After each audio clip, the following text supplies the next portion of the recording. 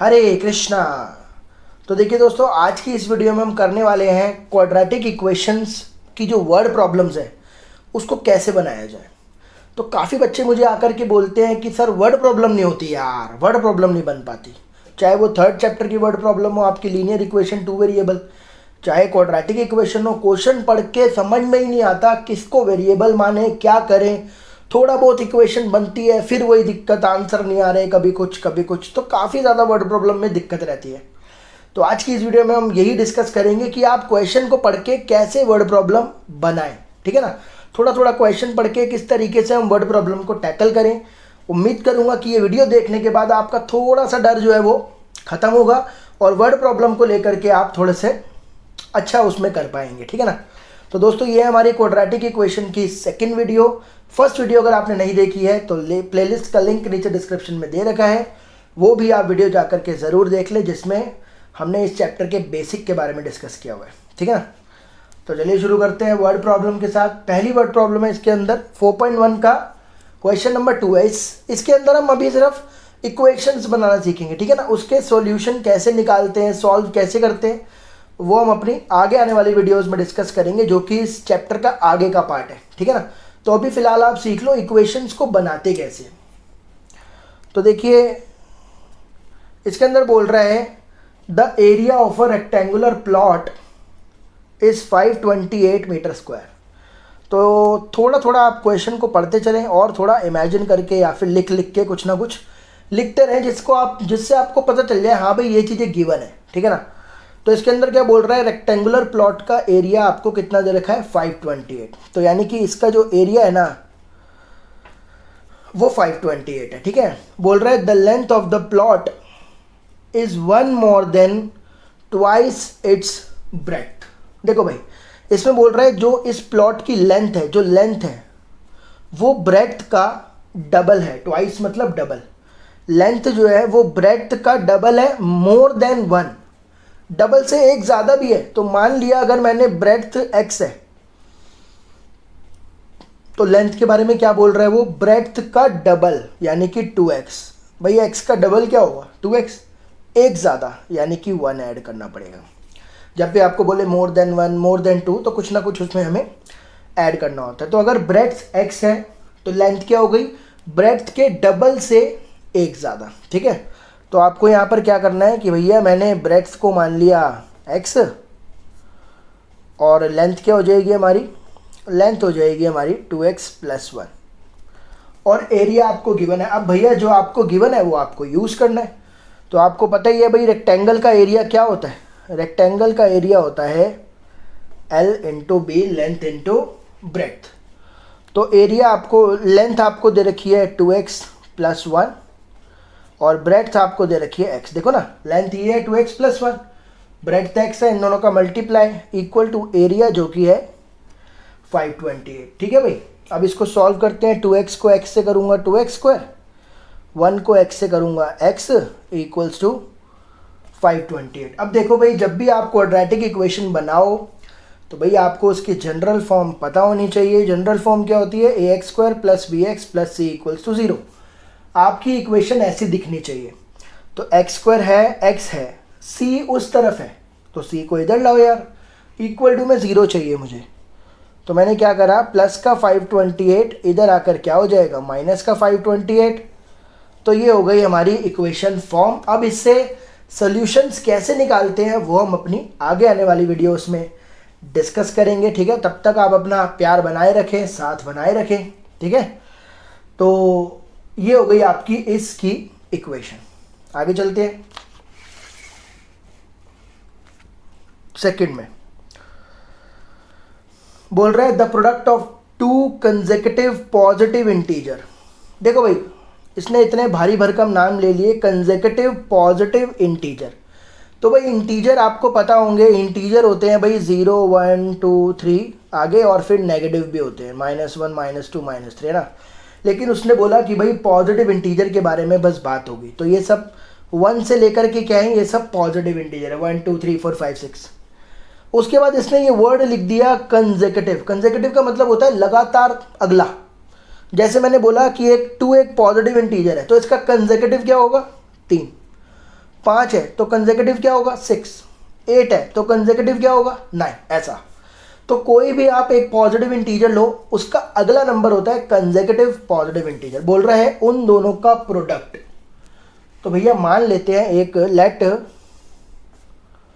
First positive integer, पहला positive integer मैंने क्या मान लिया, इसको x मान लेते हैं। तो अगला क्या होगा, सेकंड क्या होगा, इसका अगला सेकंड। देखो भाई अगर 2 है तो 3 है, 5 है तो 6 है, 8 है तो 9 है। आप देख रहे हो पैटर्न क्या चल रहा है भाई, एक ज़्यादा ही तो है, 5 है तो 6 है, एक ज़्यादा, 8 है तो 9 है, एक ज़्यादा। तो अगर x है तो अगला क्या हुआ, x प्लस 1। समझ में आ रहा है आपको? वो क्या बोल रहा है, इन दोनों का प्रोडक्ट, इन दोनों का प्रोडक्ट। तो कर देते हैं मल्टीप्लाई, इन दोनों का प्रोडक्ट क्या बोल रहा है, वो क्या दे रखा है 306। तो बोल रहा है इक्वेशन बनाओ। तो इन दोनों का प्रोडक्ट क्या है 306। तो बस x को x से करा x स्क्वायर, x को 1 से करा x, 306 इधर आकर हो गया माइनस, क्योंकि मुझे इक्वेशन इस फॉर्म में चाहिए है ना, ax square plus B X plus C, इसलिए 306 इधर आकर क्या हो जाएगा माइनस, इक्वल्स टू में 0। ऐसी बन गई। बस सॉल्व कैसे करेंगे वो आगे बताएंगे। थर्ड में आ जाते हैं हम। थर्ड में बोल रहा है Rohan's mother is 26 years older than him. जो रोहन की मम्मी है वो उससे 26 साल बड़ी है। 26 ईयर ओल्डर देन हिम, तो मतलब अगर मैं रोहन की एज को x मान लूँ, लेट रोहन्स एज, अगर मैं रोहन की एज को x ईयर्स मान लूँ तो उसकी मम्मी की एज कितनी हो गई, हिज मॉम्स एज 26 साल बड़ी है वो, तो 26 ऐड करना पड़ेगा। जब भी आपको बोले 20 साल बड़ा है, 10 साल बड़ा है, 5 साल बड़ा है, 8 साल बड़ा है, तो भाई उसमें वो चीज़ जोड़ते हैं हम। जैसे आपका ब्रदर 16 साल का है और मान लो आपका बड़ा भाई और मतलब 22 साल का है, तो 6 साल ज़्यादा हो गया, तो 16 में 6 ऐड होगा, ठीक है ना। तो अगर रोहन x का है तो मदर कितने की हो गई, 26 साल बड़ी है वो, तो x प्लस 26। उसके बाद क्या बोल रहा है वो, the product of their edges in years 3 years from now. अभी ये तो हमने क्या माना, ये तो हमने प्रेजेंट एज माना। अब वो बोल रहा है अब से 3 साल बाद, तो 3 साल बाद 3 ईयर्स लेटर हुआ क्या भाई, ऐसा तो है नहीं है 3 साल बाद इतने कितने के होंगे, उम्र तो बढ़ेगी ना दोनों की। तो 3 साल के बाद रोहन की एज कितनी हो गई, रोहन पहले x का था, 3 साल बाद वो हो गया x प्लस 3 का। भाई ऑब्वियस सी बात है, अगर 16 के हो आप 3 साल बाद 19 के हो गए, 15 के हो 3 साल बाद 18 के हो गए। तो रोहन अगर x का है तो 3 साल बाद कितने का हो गया, x प्लस 3 का। और उसकी मम्मी, उसकी मॉम हो गई x प्लस 26 की, तो वो पहले से ही थी, इसमें भी 3 ऐड हो जाएगा, मतलब वो हो गई x प्लस 29 की। ठीक है भाई, यहाँ तक क्लियर है। पहले रोहन x का था, 3 साल बाद x प्लस 3 का। उसकी मम्मी x प्लस 26 की थी, 3 साल बाद मतलब 3 ऐड x प्लस 29 की हो गई। अब वो क्या बोल रहा है, 3 साल के बाद उनकी एजेस का प्रोडक्ट, इन दोनों को मल्टीप्लाई करना है। इनकी जो एजेस है, मतलब 3 साल के बाद इसकी एज ये रही, इसकी एज ये रही, इन दोनों का प्रोडक्ट कर देते हैं। Product x plus 3 x plus 29, वो कितना दे रखा है, बोल रहा है उनका जो प्रोडक्ट है ना वो 360 है। इक्वेशन बनाओ, तो इक्वल टू में रख देते हैं 360। इसको सॉल्व करेंगे, x को x से करा x स्क्वायर, x को 29 से करा 29x, 3 को x से करा 3x, 3 को 29 से करा 87, इक्वल टू में 360। तो ये हो गया x स्क्वायर प्लस 29 और 3 32 प्लस का 87, इधर आकर माइनस 360, इक्वल्स टू में 0। तो ये हो गया x square same, 32x same, 87 में से 360 गए, बचता है 273, माइनस का 273 इक्वल्स टू में 0। बन गई इक्वेशन इस फॉर्म में।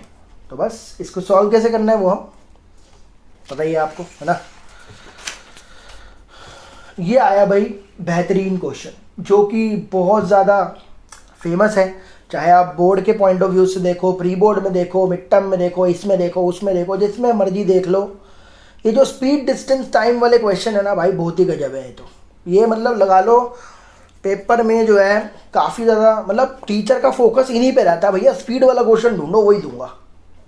तो आप इसको बहुत अच्छे से समझें, ठीक है ना, कि क्या इस क्वेश्चन को करने का तरीका क्या होता है, ठीक है।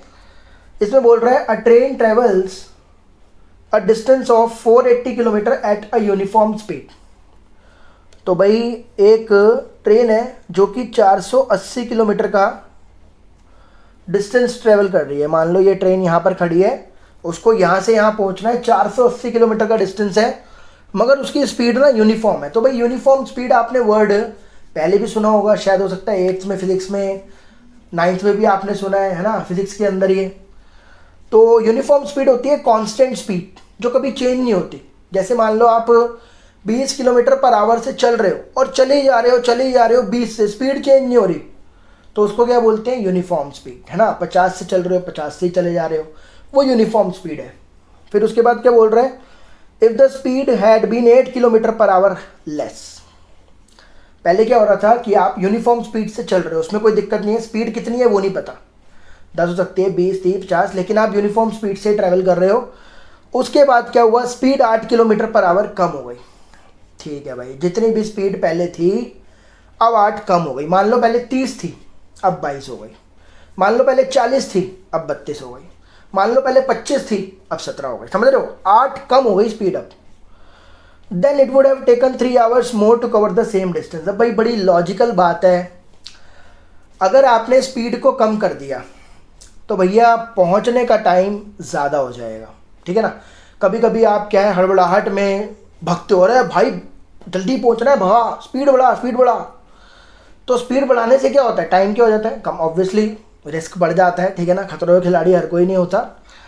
तो अगर आपने स्पीड बढ़ाई तो पहुंचने का टाइम क्या हो जाता है कम। लेकिन अब कोई है मज़े में चला रहा है, अरे 10 किलोमीटर, 5 किलोमीटर, है ना, धीरे कर दी स्पीड, तो भैया पहुंचने का टाइम क्या हो जाएगा ज़्यादा, क्योंकि इन्वर्सली प्रोपोर्शनल होता है। अगर स्पीड बढ़ाई टाइम कम हो जाएगा, स्पीड कम कर दी तो टाइम ज़्यादा हो जाएगा। बहुत ही लॉजिकल सी बात है। तो हुआ क्या, स्पीड जैसे ही कम करी 8, पहुंचने का टाइम 3 घंटे ज़्यादा हो गया। मतलब पहले अगर 5 घंटे में पहुंच रहा था, अब 8 घंटे में पहुंचेगा। पहले अगर 3 घंटे में पहुंच रहा था, अब 6 घंटे में पहुंचेगा। समझ रहे हो, ये अलग अलग केसेस हैं।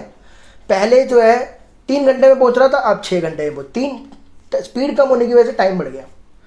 तो बोल रहा है कि आपको स्पीड बतानी है, बताओ इक्वेशन निकालो। तो देखो बहुत ध्यान से समझना है क्वेश्चन आपको उम्मीद करता हूँ कि समझ में आ गया होगा, ठीक है। तो जो आपको निकालना है उसको लेट कर लेते हैं। Let the speed of the train की स्पीड को मान लेते हैं x किलोमीटर पर आवर। अब देखो भाई, इस क्वेश्चन को हमेशा करना केस बना करके, केस 1, केस 2, क्योंकि हर बार देखो ना 2 केस की बात हुई। पहले स्पीड जो थी फिर 8 कम हो गई, पहले टाइम जो भी था फिर 3 ज़्यादा हो गया। समझ रहे हो, अलग अलग ही तो केस है ये। तो इस केस के अंदर स्पीड लिखो और डिस्टेंस लिखो, इधर भी स्पीड लिखो और डिस्टेंस लिखो। देखो शुरुआत में क्या हुआ, शुरुआत में वो बंदा x किलोमीटर पर आवर से चलता रहा और 480 किलोमीटर कवर कर दिया। सही बात है भाई, स्पीड उसने x किलोमीटर पर आवर रखी, 480 किलोमीटर उसने कवर कर दिया पूरा। लेकिन फिर बाद में क्या हुआ, अगले केस में उसने स्पीड कम कर दी। स्पीड x थी, अब स्पीड कितनी हो गई, x माइनस 8, लेकिन डिस्टेंस तो वही रहा भैया, डिस्टेंस नहीं चेंज हुआ। समझ रहे हो आप, केस 1 केस 2। पहले वो x किलोमीटर से चलता रहा, x किलोमीटर पर आवर से चलता रहा, 480 कवर कर दिया, स्पीड और डिस्टेंस लिख दिया। लेकिन अब देखो क्या बोल रहा है वो, 8 कम कर दी स्पीड। तो अब दूसरे केस में स्पीड क्या हो गई, x माइनस 8, और डिस्टेंस तो वही रहा, डिस्टेंस वही रहा, स्पीड आप जितनी मर्जी करो, डिस्टेंस 480 है। अब आपने बचपन में एक फॉर्मूला पढ़ा होगा, speed equal to distance upon में टाइम। तो अगर मुझे यहाँ से टाइम निकालना है तो टाइम ऊपर स्पीड नीचे, तो टाइम हो जाएगा डिस्टेंस अपॉन स्पीड। समझ रहे हो, ये बेसिक सा फॉर्मूला है। स्पीड होता है डिस्टेंस अपॉन टाइम, तो टाइम क्या होगा, डिस्टेंस अपॉन स्पीड। अब मुझे बताओ, जब आपको स्पीड पता है, डिस्टेंस पता है, तो क्या आप टाइम नहीं निकाल सकते। तो टाइम का फॉर्मूला क्या बताया, इसको t1 मान लेते, क्योंकि दोनों टाइम अलग अलग है, इसको t1 मान रहा हूँ मैं। तो t1 माना मैंने, तो टाइम का फॉर्मूला होता है डिस्टेंस अपॉन में स्पीड। डिस्टेंस है 480 और जो स्पीड है वो x है। समझ रहे हो भाई? कोई भी चीज़ जो है वो x किलोमीटर पर आवर से चल रही है, 480 किलोमीटर डिस्टेंस कवर करना है, तो टाइम का फॉर्मूला क्या होता है? Distance upon speed. डिस्टेंस 480 है और स्पीड x है। अब इसका भी टाइम निकाल लो। इधर भी फॉर्मूला क्या होगा? डिस्टेंस अपॉन में स्पीड। डिस्टेंस कितना है इसका? 480, और ये हो गया स्पीड कितनी हो गई? x minus R T. अब देखो भाई, बहुत ही बेसिक सा मैं आपसे क्वेश्चन पूछ रहा हूँ, आपको ये बताना है t1 टाइम ज़्यादा है या t2 टाइम ज़्यादा है। सोच लो, t1 ज़्यादा है या t2 ज़्यादा है। देखो भाई, पता करने का तरीका ये होता है, स्पीड कहाँ कम है। जहाँ स्पीड कम है, मैंने बताया ना, वहाँ टाइम क्या लगेगा? ज़्यादा। भाई अगर आपने कहीं पर पहुँचना है, आपने स्पीड हल्की कर दी, आपको पहुँचने में टाइम ज़्यादा लगेगा।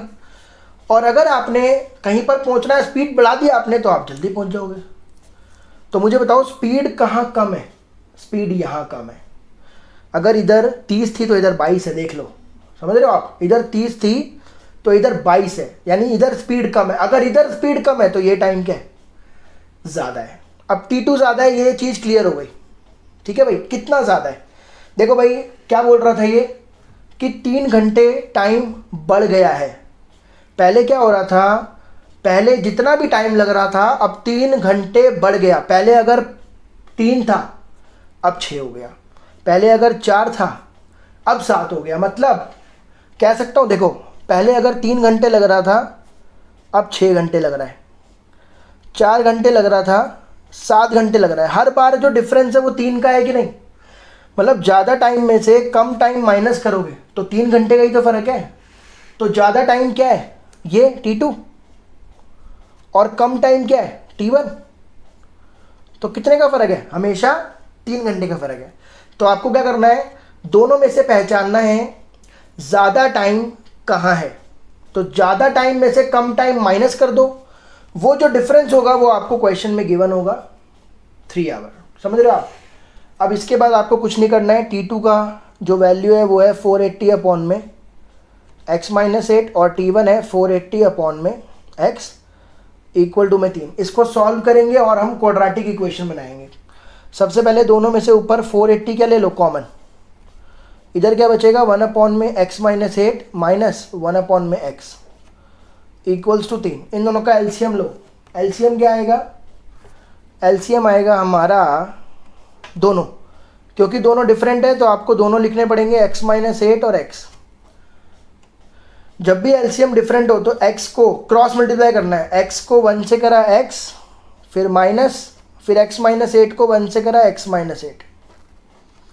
ब्रैकेट का बहुत ध्यान रखना, नहीं तो साइन का पंगा पड़ जाएगा। कई बच्चे ब्रैकेट लगाना भूल जाते हैं, साइन की प्रॉब्लम आ जाती है। तो कैसे लिया? दोनों का एलसीएम, फिर इसको इससे मल्टीप्लाई, इसको इससे मल्टीप्लाई। ठीक है, अब इसको सॉल्व करते हैं। माइनस का x हो जाएगा और प्लस का 8, तो ये हो गया मेरा 480।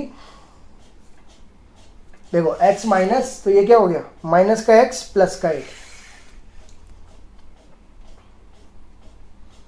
अपॉन में, देखो मल्टीप्लाई कर रहा हूं इसको, x को x से करा x स्क्वायर, माइनस 8 को x से करा 8x इक्वल टू 3 चल रहा है, इक्वल टू 3 चल रहा है। ठीक है भाई, x से x उड़ गया। उसके बाद यहाँ पर 1 क्या बचा? देखो 480 इंटू 8 बचा, ऊपर 480 इंटू 8 और नीचे x square minus 8x equal to 3/1। ठीक है भाई, क्रॉस कर देते हैं। इसको 3 से करूँगा, ऐसे 3 बाहर लिख रहा हूँ, और इसको 1 से करूँगा तो सेम टू सेम रहने वाला है। 3 नीचे जाके डिवाइड कर दो, x स्क्वायर माइनस 8x, ये हो जाएगा 480 इंटू 8 अपॉन में 3 के टेबल में 480 आता है 160 पर, तो ये हो जाएगा x स्क्वायर माइनस 8x, 8 0 0, 8 6 48, 8 1 8 और 4 12, 1280 को इधर ले आओ, प्लस का 1280 इधर आकर हो जाएगा माइनस का 1280 इक्वल टू 0। तो ये बन गई आपकी क्वाड्रेटिक इक्वेशन। तो उम्मीद करता हूँ ये क्वेश्चन आपको समझ में आया होगा, सारी की सारी वर्ड प्रॉब्लम आपको समझ में आई होगी। अगर वीडियो में कोई भी पार्ट ऐसा लगा हो कि यार समझ में नहीं आया, कमेंट करके ज़रूर बताओ, और आगे आने वाली वीडियोस के लिए बने रहें। थैंक यू सो मच, तब तक अपना ध्यान रखें।